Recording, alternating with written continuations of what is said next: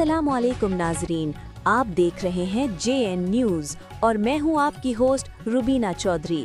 सबसे पहले नजर डालते हैं आज की अहम खबरों पर।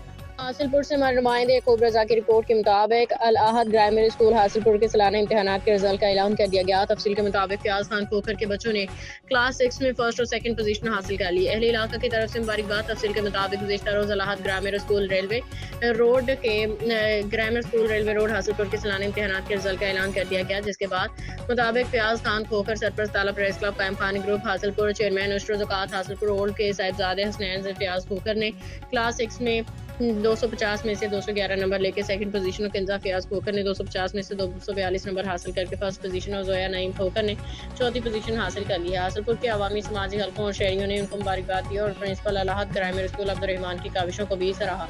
मोहम्मद याकूब रजा नुमाइंदा हासिल।